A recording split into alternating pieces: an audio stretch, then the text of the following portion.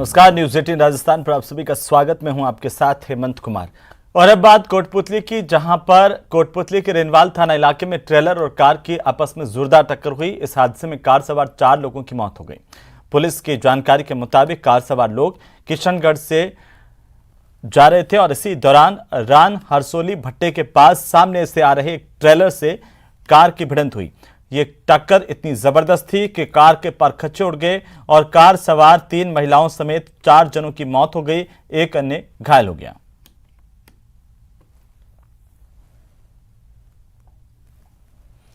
वहीं भीलवाड़ा जिले के गलवा गांव में खेत पर 11,000 केवी बिजली के तार के टूटने से नीचे गिरने पर खेत में काम कर रहे बाप और उनकी बेटी की करंट लगने से मौत हो गई। इस घटना के बाद गंगापुर चिकित्सालय पर परिजनों ने जमकर हंगामा किया। परिजन बिजली विभाग के अधिकारियों के खिलाफ कार्रवाई की मांग कर रहे थे। परिजनों के साथ आए ग्रामीणों ने गंगापुर अस्पताल चिकित्सक को भी हटाने की मांग की। सूचना के बाद पहुंची पुलिस ने परिजनों को समझाया, मामले को शांत करवाया।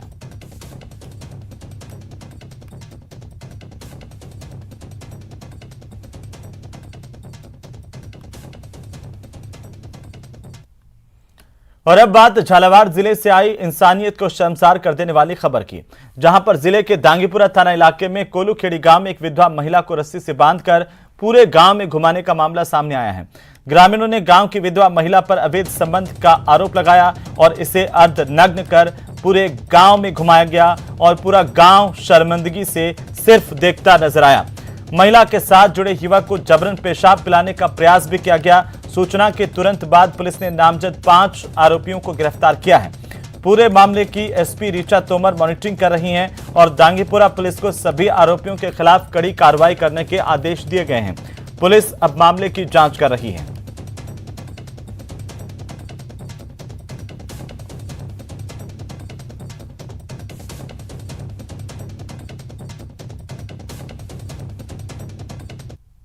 घर पे से आए 4-5 मना किए आदमी और घर पे से उठा के और ले गए और पूरे गांव में जुलूस निकाला है। 5-6 आदमी थे हमारे घर परिवार के और पूरे गांव में जुलूस निकाला बांध का।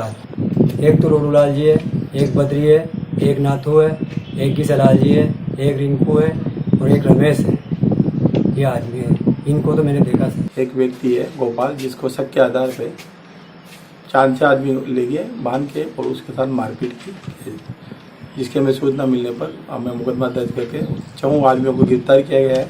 उसको जिसके पर ये जो है पजरूप, जिसका मेडिकल मुआयना करा, मैं थाना अधिकारी इसकी जांच कर रहा हूँ। सभी मुलजिम गिरफ्तार किए जा चुके हैं। कानून संबंधी कोई इश्यू नहीं है, फिर भी नियमानुसार कार्रवाई की जा रही है। तो चलिए आगे बढ़ेंगे और झुंझुनू से बड़ी खबर। रोडवेज बस डिपो के पास कांवड़ियों का डीजे बंद करवाया गया। डीजे बंद करवाने के बाद यहां पर कुछ लोगों में आक्रोश पैदा हो गया। कांवड़ियों ने पुलिस पर जबरदस्ती डीजे बंद करवाने के आरोप लगाए हैं। रोडवेज बस डिपो के पास बड़ी संख्या में कांवड़िए इसे लेकर के प्रदर्शन करने लगे। शहर कोतवाल सुरेंद्र देगड़ा कांवड़ियों से बातचीत कर रहे हैं, समझा रहे हैं कि डीजे पर प्रतिबंध है। रात के समय में यहां पर मरीज, बीमार लोगों को परेशानी का सामना करना पड़ता है। डीजे की तेज आवाज होने के चलते जिले में पहले से ही एहतियात बरते जा रहे हैं। कांवड़िए यहां पर नारेबाजी कर रहे हैं। सोमवार को शिवालयों में जलाभिषेक के लिए कावड़ लेके आए थे, लेकिन इन्हें डीजे के साथ ही कावड़ आगे लेकर के जानी है। इस बात पर कावड़िए अड़े हुए हैं। पुलिस ने डीजे बंद करवा दिया और इसी को लेकर के कावड़िए आक्रोशित हो गए, नारेबाजी करने लगे हैं। तस्वीरें आपकी टीवी स्क्रीन पर है और आपको बता दें कि पुलिस अब कावड़ियों से समझाइश कर रही है, कावड़ियों को समझा रही है कि आखिरकार रात के समय में डीजे नहीं बजाएं। झुंझुनू से हमारे संवाददाता कृष्ण सिंह फोन लाइन पर जुड़ गए। कृष्ण, क्या जानकारी है इस पूरी घटनाक्रम को लेकर के? अभी क्या अपडेट है आपके पास? जी, मैं आपको बता दूं कि आज एक कावड़ियों का जत्था है, वो बस स्टैंड के पास से गुजर रहा था, तभी वहां कुछ पुलिस कर्मियों ने वो कावड़ियों का डीजे है वो बंद करवा दिया। इसके बाद जो कावड़िए हैं वो लगातार उनसे गुजारिश करते रहे कि डीजे है वो शुरू करवाया जाए। अभी जो समय है वो 10 भी नहीं बजे हैं, ऐसे में उनकी बात नहीं सुनी गई। इसके बाद जो कावड़िए हैं वो आक्रोशित हो गए और वहां पर जय श्री राम के नारे लगाने लगे। और इसके बाद शहर कोतवाल सुरेंद्र सिंह देगड़ा है वो भी मौके पर पहुंचे हैं और कावड़ियों से समझाइश की कोशिश की जा रही है। जी, अभी क्या माहौल है वहां पर, कितनी संख्या में कांवड़िए हैं, पुलिस के बंदोबस्त कैसे हैं और कांवड़ियों की मांग क्या है, पुलिस क्या कह रही है? कावड़ियों की मांग है कि वो शांतिपूर्ण तरीके से जो कावड़ है वो भगवान शिव के भजनों के साथ हैं वो लेकर जा रहे हैं, क्योंकि कल सोमवार है और सोमवार को जो कावड़िए हैं वो कावड़ का लेके आए हैं, उसका जो जलाभिषेक है वो भगवान शिव को अर्पण करेंगे और उनका जो जत्था है वो शांतिपूर्ण तरीके से जा रहा है।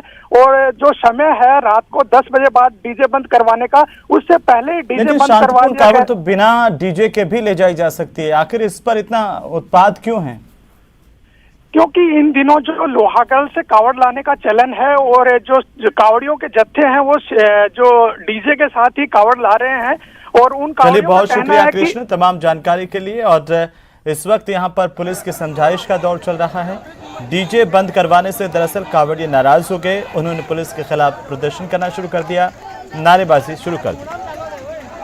चलिए आगे बढ़ेंगे। राजधानी जयपुर से बड़ी खबर, जहां पर 2.5 किलो सोने के साथ 3 तस्करों की गिरफ्तारी हुई है। डायरेक्टोरेट ऑफ रेवेन्यू इंटेलिजेंस यानी कि DRI की यह कार्रवाई है। एयर अरबिया की फ्लाइट से शनिवार को जयपुर पहुंचा था तस्कर। 2.5 किलो गोल्ड की डिलीवरी लेने के लिए एयरपोर्ट पर पहुंचे 2 जनों को भी गिरफ्तार किया गया। दरअसल DRI ने तस्करी के तीनों आरोपियों को आज कोर्ट में पेश किया। कोर्ट ने तीनों को जुडिशियल कस्टडी में भेज दिया। सोने के बाजार भाव की बात करें तो करीब 1 करोड़ 30 लाख रुपए का सोना ये लेकर के आए थे। कल इनकी गिरफ्तारी हुई थी, आज इन्हें कोर्ट में पेश किया गया। हैमर मशीन में ये सोना छिपा करके तस्कर लेकर के आया था। DRI को जानकारी मिलने पर DRI की ओर से कार्रवाई की गई। DRI जयपुर पिछले 3 महीने में 15 किलो अवैध सोना तस्करी का पकड़ चुकी है। तस्करों के खिलाफ ये DRI की जयपुर एयरपोर्ट पर बड़ी कार्रवाई कल की गई थी और आज इन तस्करों को कोर्ट में पेश किया गया। 2.5 किलो सोने के साथ 3 तस्करों की गिरफ्तारी हुई थी और एयर अरेबिया की फ्लाइट से शनिवार को ये तस्कर जयपुर पहुंचा था। 3 तस्करों को गिरफ्तार किया गया। डायरेक्टोरेट ऑफ रेवेन्यू इंटेलिजेंस ने कार्रवाई की है।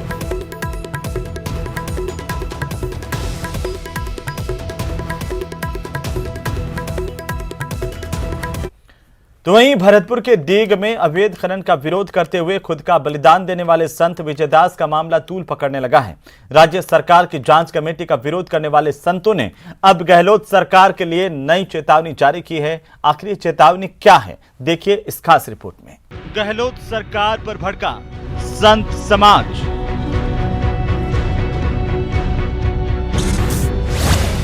संत विजयदास का बलिदान नहीं जाएगा बेकार। खनन प्रभावित पर्वतों को संरक्षित करे सरकार, वरना आंदोलन जारी रखेगा संत समाज। जब तक से हमारे विजयदास जी के आत्मदाह किए हैं, जब तक से इसका CBI जांच नहीं करते हैं सरकार और केंद्र सरकार, तब तक के लिए हम चुप नहीं बैठेंगे, इसका आंदोलन के चालू रखेंगे। सुना आपने, संत बाबा हरिबोल दास ने साफ कर दिया है कि संत समाज का आंदोलन तब तक जारी रहेगा जब तक अवैध खनन से प्रभावित भरतपुर डीग की दोनों पहाड़ियों को वन्य भूमि के रूप में संरक्षित नहीं किया जाता। संतों की मांग है कि अवैध खनन कर रही मशीनों को हटाने के साथ ही उस क्षेत्र को संरक्षित किया जाए, नहीं तो आंदोलन और तेज किया जाएगा। साथ ही सरकार के अधिकारियों की ओर से संतों पर बनाया जा रहा दबाव पूरी तरह खत्म किया जाए। राज्य सरकार के बहुत से ऐसे अधिकारी हैं कि जो दबाव बना करके हमारे भोले भाले साधु संतों के कि जो हम लोग का भी मांग पूरी नहीं हो, उसको मांग उनको लेकर के ग्रामीणों के जिनका जो आंदोलन से कोई लेन देन नहीं, उनको ले जाने के लिए प्रशासन और राज्य सरकार ने मजबूर करा है, जो कि अभी हम लोग की मांग पूर्ण नहीं हुआ है। जो वन संरक्षित क्षेत्र हो अभी वो नहीं हुआ पूर्ण जिला है। इसके अलावा संतों ने सरकार पर साजिश रचने के आरोप लगाए हैं। संतों ने सरकार के कुछ मंत्री और अधिकारियों पर साजिश के तहत आंदोलन से जुड़े संतों को भड़काने की बात कही है। संतों ने सरकार को चेतावनी देते हुए साफ किया है कि सरकार की इस कार्यवाही से उनके आंदोलन पर कोई फर्क पड़ने वाला नहीं है। माननीय मुख्यमंत्री जी, आपके पास जो लोग आ रहे हैं वह आपके अधीनस्थ मंत्री एवं अधिकारियों का एक षड्यंत्र है जिस षड्यंत्र में हमारे भोले भाले 2-3 संत एवं 1-2 लोग हैं जो इस आंदोलन से जुड़े हुए थे, उनको लाया जा रहा है।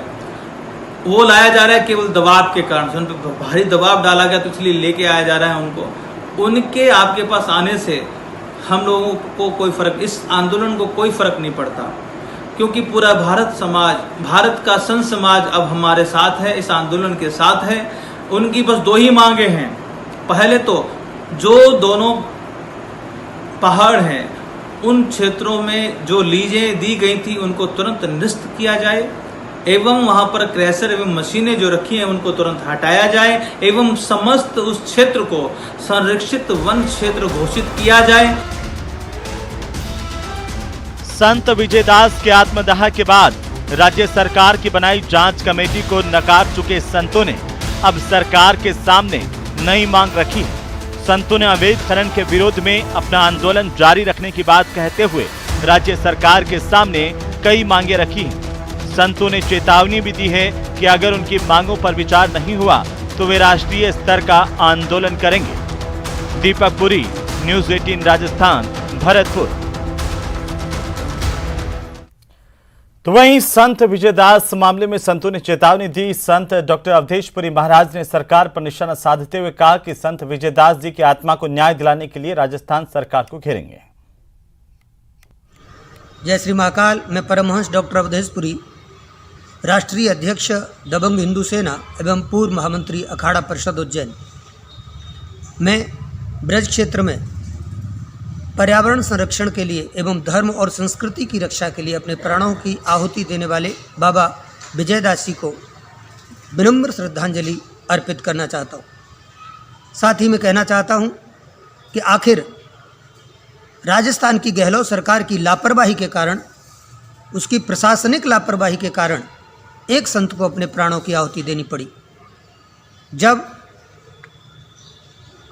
आदिबद्री और कनकांचल पहाड़ियों की रक्षा के लिए, उनको हरा भरा करने के लिए वहाँ के संत और वहाँ के संगठन वर्षों से आंदोलन लड़ रहे थे और करीब 9 महीने पहले राजस्थान सरकार उनकी मांग के अनुसार उन पहाड़ियों को वन विभाग को सौंप चुकी थी। तो चलिए ब्रेक के बाद एक बार फिर से आपका स्वागत। रविवार का दिन चित्तौड़गढ़ जिले के बड़ी सादड़ी के लिए ऐतिहासिक रहा। बड़ी सादड़ी मावली उदयपुर के 82 किलोमीटर के ट्रैक को मीटर गेज से ब्रॉड गेज में बदला गया, जिसका रविवार को रेल मंत्री अश्विनी वैष्णव ने महिलाओं से लोकार्पण करवाया और इस ट्रैक पर रविवार से रेल सेवा की शुरुआत की जा रही है। इसे लेकर हरी झंडी दिखाकर के शुभारंभ किया गया।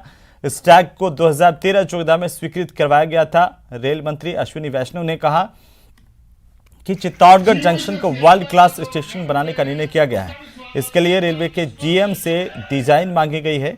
रेल मंत्री ने कहा कि डिजाइन मिलते ही 5 दिन में अप्रूवल दे दी जाएगी। जो नई लाइन चालू हुई है उसका उद्घाटन हुआ, एक नई यात्री सेवा चालू हुई बड़ी सादड़ी से उदयपुर के बीच में। इसी तरीके से और भी देश में कोने कोने में, रेलवे में, पोस्ट में, टेलीग्राम में, अपने टेलीकॉम में नए टावर लगाए जा रहे हैं। देश के कोने कोने में प्रधानमंत्री जी के नेतृत्व में एक नए भारत का निर्माण हो रहा है। जयपुर के एक निजी कार्यक्रम में शामिल होने के लिए पहुंचे एआईएमआईएम के प्रमुख असदुद्दीन ओवैसी ने पार्टी के कोर टीम के साथ एक बैठक की। राजस्थान में पार्टी को मजबूत करने के मसले को लेकर के चर्चा की गई और इस दौरान मीडिया से बातचीत में इंद्रेश कुमार के बयान पर प्रतिक्रिया देते हुए असदुद्दीन ओवैसी ने कहा कि जो एक जमाने में समझौता ट्रेन ब्लास्ट के आरोपी थे, मुझे उनसे प्रमाण पत्र लेने की जरूरत नहीं है। ओवैसी ने देश में कट्टरता फैला रहे लोगों के बारे में कटाक्ष किया और कहा कि जो लोग देश में कट्टरता फैला रहे हैं उन्हें चिन्हित किया जाना चाहिए और पहचान करके कट्टरता फैलाने वाले उन लोगों के खिलाफ कार्रवाई की जानी चाहिए। था समझौता ट्रेन ब्लास्ट में तो नहीं रहे वो, अब उनसे मुझे सर्टिफिकेट लेने की ज़रूरत नहीं है। आरएसएस का जो शपथ लेते हैं वो ओथ लेते हैं, वो पढ़कर सुनाए जनता को क्या है वो, क्या वो भारत के संविधान के बराबर है क्या? वो छोड़े ना, वो देश को ज्ञान देना छोड़े, वो देश को बताएं कि आपने 2 करोड़ नौकरियां देने का वादा किया था, कितनी नौकरियां दे रहे हैं। आपने भारत की इकोनॉमी को बर्बाद कर दिया आपकी सरकार ने, और जिसका खमियाजा हमारी सुरक्षा को उठाना पड़ा, सुरक्षा देश की आर्मी को उठाना पड़ रहा है। तो ये सब थोड़ी हमको थोड़ी आपको बताएं, देश से सवाल बताएं। पत्नी से संबंध बना करके पिता बनने के लिए कैदी की ओर से पैरोल मांगने के मामले में सुप्रीम कोर्ट कल अहम सुनवाई करेगा। संतान पैदा करने के कैदी को पैरोल दिया जा सकता है या नहीं, सुप्रीम कोर्ट इस पूरे मामले में विचार करने वाला है। सुप्रीम कोर्ट राजस्थान सरकार की अर्जी पर मामले में सुनवाई करेगा और इस दौरान मामले में सुप्रीम कोर्ट में जस्टिस संजीव खन्ना और जस्टिस बेला एम त्रिवेदी की बेंच सुनवाई करेगी। राज्य सरकार ने राजस्थान हाईकोर्ट के उस आदेश को चुनौती दी जिसमें इसी आधार पर उम्र कैद की सजा काट रहे एक दोषी को 15 दिन के लिए रिहा किया गया पैरोल पर। 5 अप्रैल को राजस्थान हाईकोर्ट के जस्टिस फरजंद अली और जस्टिस संदीप मेहता की बेंच ने अजमेर जेल में उम्र कैद की सजा काट रहे नंदलाल को 15 दिन के लिए पैरोल पर रिहा करने का आदेश दिया था। जजों ने माना था कि पत्नी की भी अपनी जरूरतें हैं और मां बनना उसका प्राकृतिक अधिकार है, इससे पत्नी को वंचित नहीं किया जाना चाहिए और इसीलिए इस कैदी को अपने घर जाकर पत्नी से शारीरिक संबंध बना करके संतान पैदा करने के लिए पैरोल दी गई। वहीं अखंड सुहाग की कामना के साथ महिलाएं हरियाली तीज मनाती हुई नजर आई। राजधानी जयपुर से लेकर प्रदेश के सभी हिस्सों में इस पर्व के कई रंग देखने को मिले। जयपुर के चांदपोल रिजर्व पुलिस लाइन में भी महिला पुलिसकर्मियों की ओर से उत्साह के साथ हरियाली तीज मनाई गई। रंग बिरंगे परिधानों में लहरिया नृत्य किया गया। वहीं दौसा में तीज की सवारी निकाली गई। शहर के प्रमुख रास्तों से होते हुए सवारी गुजरी। साथ ही महिलाओं ने तीज के दर्शन किए और अखंड सौभाग्य की कामना की। तो धौलपुर में भी हरियाली तीज का पर्व धूमधाम और हर्षोल्लास के साथ मनाया गया। यहां पर अग्रसेन भजन संगीनी मंडल ने मोदी बाग में हर्षोल्लास के साथ तीज मनाई, जिसमें काफी संख्या में महिलाओं ने हिस्सा लिया। ढोलक बजाई, तीज के गाने और मल्हार गा करके खूब मस्ती की। उधर सिरोही में देवासी समाज की सालों पुरानी परंपरा का निर्वहन करते हुए तालाब पूजन महिलाओं ने किया। झुंझुनू के खेतड़ी के पोलो ग्राउंड में तीज महोत्सव का आगाज हुआ। महोत्सव के दौरान झूले पर महिलाओं और बच्चियों ने जमकर इनका लुत्फ उठाया। तो वहीं परात दौड़, म्यूजिकल चेयर, गुब्बारा फोड़ प्रतियोगिता, जलेबी दौड़ में महिलाओं और बच्चों ने हिस्सा लिया, जबकि घूमर नृत्य पर महिलाओं और लड़कियों ने जमकर नृत्य किया। प्रदेश में अलग अलग जगहों पर तीज की सवारी की तस्वीरें और हर्षोल्लास की तस्वीरें आपकी टीवी स्क्रीन पर। राजधानी जयपुर में तीज की सवारी निकाली गई। आपको बता दें कि सिटी पैलेस के जनाना ड्योडी से ये तीज की शाही सवारी निकली, जो त्रिपोलिया बाजार, छोटी चौपड़ होते हुए ताल कटोरा स्टेडियम तक गई, जिसमें करीब 150 लोक कलाकारों ने अपनी विभिन्न कलाओं के रंग बिखेरे। तो साथ ही ऊंटगाड़ी पर राधा कृष्ण के स्वरूप की झांकियों के साथ मयूर नृत्य भी यहां पर देखने को मिला। अलग अलग नृत्य के छटाओं के बीच शाही लवाजमे के साथ तीज की सवारी यहां पर निकाली गई। कैमरा 1, 2, 3 और 4 के साथ 5 तस्वीरें कुल मिलाकर के, और 5 तस्वीरों में शाही अंदाज में तीज की सवारी के अलग अलग रंगों को देखिए। और इसी के साथ ही इस बुलेटिन में फिलहाल इतना ही। नमस्कार।